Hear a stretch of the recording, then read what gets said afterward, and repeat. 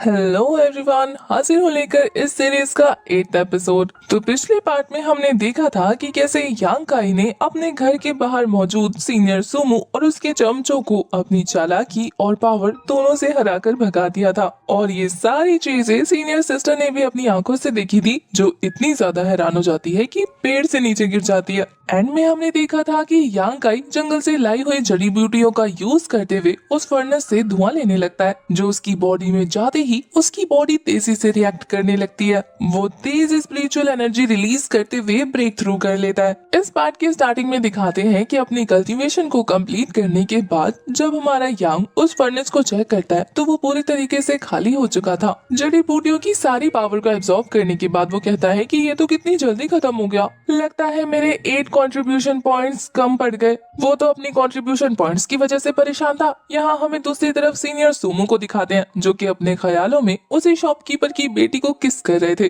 पर रियलिटी तो कुछ और थी। वो अपने उस चमचे को पकड़कर उसके होठों को चूमने की कोशिश कर रहा था। बेचारा अपनी इज्जत बचाने के लिए जद्दोजहद पे लगा हुआ था। वो चिल्लाकर सीनियर को जगाते हुए कहता है कि ब्रदर क्या कर रहे हैं आप। सुमो के नींद से उठने के बाद जब वो अपने सामने अपने चमचे को देखता है तो दोनों को ही सोचकर उल्टी आने लगती है कि अगर यूतियान ने उसे चिल्लाकर नहीं जगाया होता तो दोनों की ऑलमोस्ट किस हो ही जाती। यहाँ सोमो चिल्लाकर उन सभी से कहता है कि तुम लोग आधी रात को मेरे रूम में क्या कर रहे हो। वो सभी तो बहुत ज्यादा इनोसेंटली जवाब देते हैं कि बॉस आपने ही तो बुलाया था प्लानिंग प्लॉटिंग करने के लिए। थोड़ा सोचने के बाद जनाब को याद आता है कि अरे हाँ, उसने ही तो अपने सबसे बड़े दुश्मन के लिए प्लान बनाने के लिए नहीं यहाँ पे बुलाया था। वो उन सभी से कहता है कि अब जल्दी बताओ कि उस यांग का क्या करना है। उनमें से एक बच्चा आगे आते हुए कह रहा था कि बॉस आप फिक्र मत कीजिए, 4 दिन बाद मैं उसे चैलेंज करके अच्छा मजा चखाऊंगा। उसकी हड्डी पसली तोड़ने के बाद मैं उसे आपके सामने झुकाऊंगा। ये आइडिया सुनने के बाद तो सोमो को इतना ज्यादा गुस्सा आ रहा था। वो उस लड़के से कहता है कि तुझे क्या लगा मैं उस बेवकूफ से लड़के के इंतजार में 4 दिन वेट करूंगा।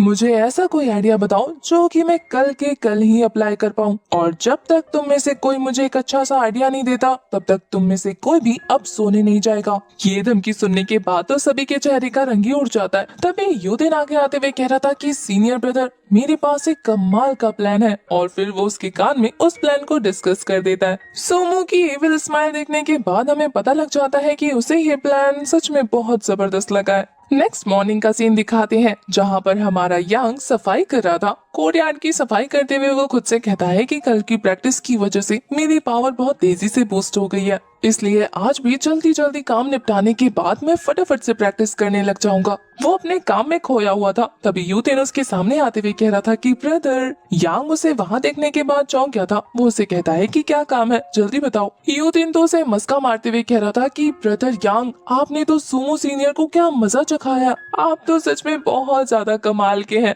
अपनी तारीफ सुनने के बाद यहाँ पर यांग सोच रहा था कि ये तो सोमो का वफादार है ना, तो फिर ये मेरी तारीफ क्यों कर रहा है। अचानक से इसका हृदय परिवर्तन हो गया है क्या। वो तो सीधा सीधा उससे पूछ लेता है कि तुम मेरी तारीफ क्यों कर रहे हो, क्या तुम में भी सुमो पसंद नहीं। वो तो कह रहा था कि हाँ, वो मुझे बिल्कुल पसंद नहीं, वो मुझे बहुत ज्यादा परेशान करते थे, इसलिए मैं भी उनसे बदला लेना चाहता था, लेकिन तुमने तो उनके चमचे को मारकर मेरे दिल की मुराद पूरी कर दी। यांग को समझ नहीं आता कि ये रातों रात उसकी तारीफ क्यों कर रहा है। वो उससे और ज्यादा बातें उगलवाने के लिए कह रहा था कि क्या तुम्हें भी सुमो बहुत ज्यादा घटिया किस्म का लड़का लगता है, 1 नंबर का फैकू, अड़ियल, घमंडी और चमचों के साथ घूमने वाला। यांग ने तो यहाँ पर यूतिन को ही फंसा दिया था, जिसे सुनने के बाद दूर से हमारे सुमो को अपनी बुराई बहुत ज्यादा चुभती है। उसका तो दिल कर रहा था कि वो जाकर यांग का मुंह तोड़ दे, पर उसके साथी उसे रोकते हुए कह रहे थे कि अरे ब्रदर क्या कर रहे हैं आप, थोड़ा सा शांत हो जाइए, थोड़ा सा, नहीं तो हमारा प्लान डिस्ट्रॉय हो जाएगा। इतनी मुश्किल से बनाया हुआ प्लान वो खराब थोड़ी ना कर सकता था, इसलिए खून का घूंट पीकर रह जाता है। यहाँ पर ना चाहते हुए भी यूदिन को अपने इकलौते बॉस की बुराई करनी पड़ती है कि हाँ, मुझे भी वो बहुत ज्यादा बुरे लगते हैं।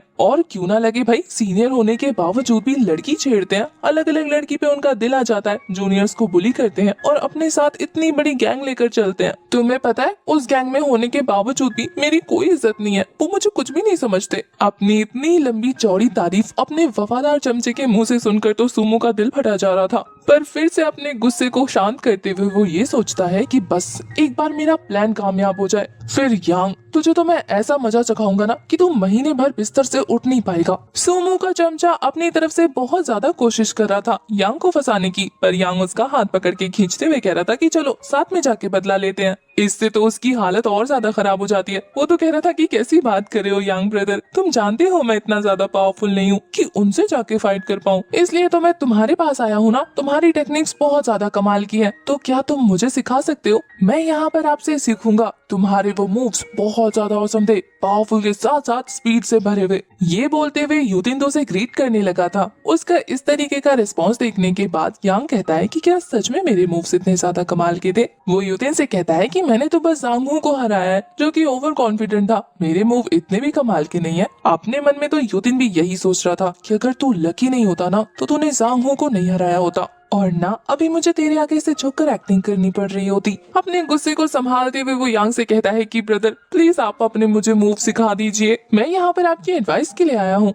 यांग तो चुपचाप उसकी नौटंकी को देख रहा था। तभी वो कहता है कि ये कुछ रिस्पॉन्स क्यों नहीं करा, लगता है मुझे थोड़ा और प्रेशर देना होगा। ये बोलने के बाद वो तो नौटंकी शुरू कर देता है कि अगर तुम मुझे नहीं सिखाओगे तो मैं यहीं बेहोश हो जाऊंगा, मेरी हालत खराब हो जाएगी। उसके ऐसे आड़े टेढ़े मुंह देखने के बाद तो यांग कह रहा था तो फिर तो तुम मेरे पास क्यों आयो, डॉक्टर के पास जाओ ना। पर वो तो उसके हाथ पकड़ते हुए कह रहा था कि ब्रदर मुझे सिर्फ आप ठीक कर सकते हैं, इसलिए अपने मूव सिखाइए, मेरे साथ प्रैक्टिस कीजिए। यांग को पता था कि ये ऐसे तो नहीं जाएगा, इसलिए उसे कुछ सोचना पड़ेगा। तो वो यूतिन से कहता है कि एक काम करो, तुम जांगहू के पास जाओ और उसे ऐसे ही मार देना। मेरे अटैक्स की वजह से वो घायल है, अगर तुम उसे पीटोगे तो तुम आराम से जीत जाओगे और तुम्हारा बदला भी पूरा हो जाएगा। पर यूतिन तो हाथ धो के उसके पीछे पड़ जाता है कि ब्रदर उससे पहले मैं कंफर्म करना चाहता हूँ ना, तो क्या मैं आपके साथ प्रैक्टिस कर सकता हूँ? यांग ना चाहते हुए भी उसके लिए रेडी हो जाता है, लेकिन वो कह रहा था कि मेरे कंट्रीब्यूशन पॉइंट्स बहुत ज्यादा कम है, अगर मैं जीता तो तुम्हें मुझे पॉइंट्स देने होंगे। पर यूतिन को लग रहा था कि वो यांग को हरा देगा, इसलिए कहता है कि चाहे तुम जीतो या हारो मैं तुम्हें कंट्रीब्यूशन पॉइंट्स जरूर दूंगा, आखिर तुम मेरी इतनी हेल्प जो कर रहे हो। और फिर अपने मन में सोच रहा था कि तुम्हें पीटने के लिए मैं थोड़े कंट्रीब्यूशन पॉइंट्स तो दे ही सकता हूँ। इससे पहले कि उन दोनों की फाइट स्टार्ट हो पाती, यांग उसे रोकते हुए कह रहा था कि एक मिनट, तुम्हारी कल्टीवेशन लेवल तो मुझसे 3 लेवल ऊपर है ना, फिर तुम मेरे साथ कैसे फाइट कर सकते हो? ये तो सेक्ट रूल के खिलाफ हो जाएगा। यूतिन तो पकड़ा गया था। वो कहता है कि आखिर इसे कैसे पता कि मेरा लेवल इससे ज्यादा हाई है? फिर वो अपने छोटे से दिमाग के घोड़े को दौड़ाते हुए कह रहा था कि ब्रदर पिछले साल मैं बहुत ज्यादा बीमार हो गया था, जिससे मेरी कल्टीवेशन लेवल नीचे गिर गई और मैं वीक हो गया, इसलिए अगर देखा जाए तो हम दोनों सेम लेवल पर हैं, तो हम फाइट कर सकते हैं। ये बोलकर यूतिन तो फिर से फाइट के लिए रेडी हो जाता है, लेकिन यांग का अब भी एक सवाल था। वो कहता है कि मुझे और भी कुछ पूछना है। बस अब ये देखकर तो सोमू का सब्र जवाब दे चुका था। उसका तो दिल कर रहा था कि वो यांग का गला दबा दे, ये फाइट क्यों नहीं कर रहा। उसके चमचे जैसे तैसे उसे कंट्रोल करते हैं, नहीं तो वो सच में उसे मार देता। यांग यूतिन से कह रहा था कि सीनियर ब्रदर क्या आप मुझे बता सकते हैं कि आप मुझे कितने ज्यादा कंट्रीब्यूशन पॉइंट्स देंगे ताकि बाद में कोई हेरा फेरी ना हो। यूतिन तो कह रहा था कि जितने भी तुम चाहो मैं तुम्हें उतने दे दूंगा, मुझ पे भरोसा रखो। पर यांग का कहना था कि नहीं, पहले आप कंफर्म बताइए कि आप कितने देंगे। वो कहता है कि ठीक है, एक पंच का 10 गुना। पर वो तो कह रहा था कि मेरे पास इससे भी अच्छा प्लान है, और फिर वो उसके कान में कुछ खुसफुसाता है जिस पर दोनों एग्री हो जाते हैं, और फिर वो फटाफट वहाँ से निकल जाता है क्योंकि जो यांग ने उससे मंगवाया था उसे वो लेने जाना था। वो तो कहता है कि यहाँ से जाना मत, बस मैं थोड़ी देर में आया, ओके। उसके जाने के बाद यांग यही सोच रहा था कि भला ऐसे भी लोग होते हैं इस दुनिया में जो मेरे हाथों से पिटने के बदले मुझे ही पैसे देना चाहते हैं। वो कहता है कि है तो काफी अजीब बात, लेकिन छोड़ो, खैर अपना फायदा हो रहा है तो कौन ज्यादा सोचे। ये सोच कर तो वो अपने काम में बिजी हो गया था। हमें दूसरी तरफ यूतिन को दिखाते हैं जो बैग भर के एलेक्सर यांग के पास ले जा रहा था, क्योंकि यांग ने उससे कंट्रीब्यूशन पॉइंट्स के बदले एलेक्सर मांगे थे। वो तो रास्ते भर में वो पोटली ले जाते हुए कह रहा था कि बदतमीज लड़का, उसने मुझसे इतने सारे हर्ब्स मंगाए, पूरे 20 कंट्रीब्यूशन पॉइंट्स गए इसके बदले। मुझे बहुत ज्यादा गुस्सा आ रहा है और ये सारा गुस्सा मैं उसे मार कर उतारूंगा। वो फटाफट उसके पास पहुंचकर कहता है कि जूनियर ब्रदर देखो, तुमने जो भी मंगाया था मैं सब ले आया, क्या अब हम फटाफट फाइट शुरू कर सकते हैं? अब इसके बाद तो हमारा यांग भी रेडी हो जाता है क्योंकि उसे जो चाहिए था वो मिल गया। वो कहता है कि ठीक है, पहले आप शुरू कीजिए। यूतिन को तो यही चाहिए था, नेकी और पूछ पूछ। वो फटाफट से शुरू कर देता है अपने पंचेस, किक्स और फिस्ट बरसाने।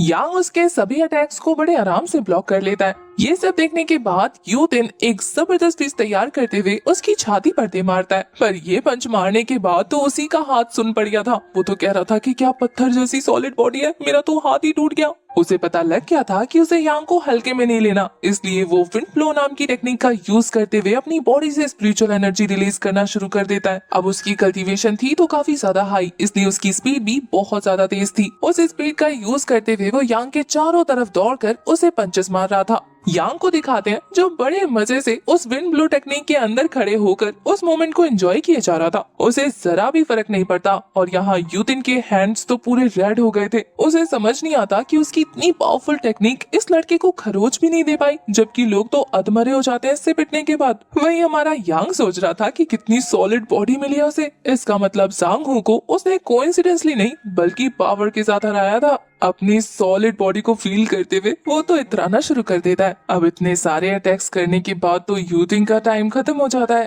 अब यांग की बारी थी उसकी कुटाई करने की, तो वो तो एक केवल स्माइल दे रहा था और यहाँ यूतिन की सांस फूलने लगती है कि अब उसका क्या होगा। यांग ने एक जबरदस्त जंप लगा दिया था जिससे वो डॉज कर लेता है, पर हाथ आए मौके को कोई इतनी आसानी से थोड़ी ना जाने देने वाला था। यांग उसके पीछे पीछे पहुंचकर उसे इतना जबरदस्त किक मार के नीचे पटकता है ना, बेचारे की हालत खराब हो गई थी। उसे तो अपनी नानी याद आ जाती है। उस पर तो हमारा यांग उसके ऊपर चढ़कर उसे काफी जोर जोर से पंचेस मार रहा था। जरा सोचो, जिस थर्ड लेवल की स्पिरिचुअल स्पाइडर को उसने अपने पंचेस से मार दिया, उसके पंचेस से बेचारे यूतिन का क्या हाल हो रहा होगा। वो तो कहता है कि भाई मारेगा क्या मुझे जान से, मैं गिव अप करता हूँ, प्लीज जूनियर ब्रदर मुझे जाने दो। अब उसकी ऐसी दर्द भरी रिक्वेस्ट सुनने के बाद यांग उसे छोड़ते हुए कह रहा था कि चलो अब मैं जीत गया, लेकिन आपकी प्रैक्टिस को देखकर ऐसा लगता है कि आप वांग हू को नहीं हरा सकते। पर कोई बात नहीं, अगर आपका नेक्स्ट टाइम भी प्रैक्टिस करने का दिल हो तो मेरे पास जरूर आ जाना। वैसे फिलहाल मैं जीत गया हूँ, इसलिए मैं ये हर्ब्स लेके जा रहा हूँ, ओके बाय। उसके जाने के बाद बेचारा यूतिन जोर जोर से रोते हुए कह रहा था कि एक तो मेरे कंट्रीब्यूशन पॉइंट्स भी गए, मैं पिट के अधमरा भी हो गया, और अब वापस जाने के बाद सीनियर ब्रदर मुझे डांटेंगे।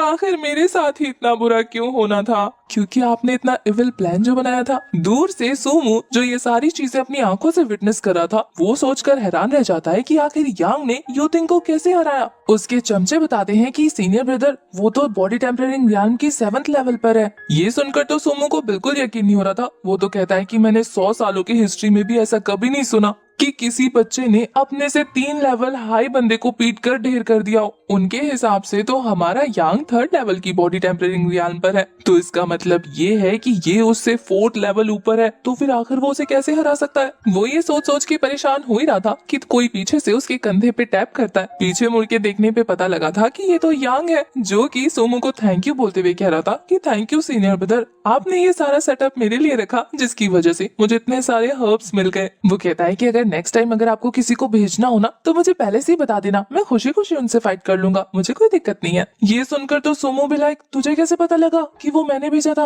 वो बिना छुपाए बता देता है, कल जब आपके साथ वो आए थे तो मैंने उन्हें देख लिया था। मेरे पास वैसे तो कुछ अच्छा नहीं है, लेकिन हाँ मेरी मेमोरी बहुत अच्छी है। ये बोलते हुए वो सोमू को टीज कर रहा था। यांग की बातें सुनने के बाद तो वो दांत पीसते हुए कह रहा था कि इसका मतलब ये है कि तूने मुझे अपने प्लान में फंसाया। पर यांग बड़े ही इनोसेंट के आंसर देते हुए कह रहा था कि मैंने कहाँ प्लान बनाया, प्लान तो आपने बनाया था, मैं तो बस उसे फॉलो कर रहा था। इसके बाद तो वो उनसे कहता है कि आपका दिन अच्छा हो, मैं चलता हूँ। यांग के इस तरीके के एटीट्यूड और बिहेवियर की वजह से सूमो तो बुरी तरीके से किलस चुका था, लेकिन अब वो कुछ नहीं कर सकता, इसलिए बस किल्सन के मारे उसका नाम लेता रह जाता है। इसी मजेदार सीन के साथ हमारा ये वाला एपिसोड हो जाता है खत्म। आज की एक्सप्लेनेशन और एपिसोड आपको कैसा लगा कमेंट करके जरूर बताना, और हाँ डोंट वरी नेक्स्ट पार्ट भी जल्दी आ जाएगा।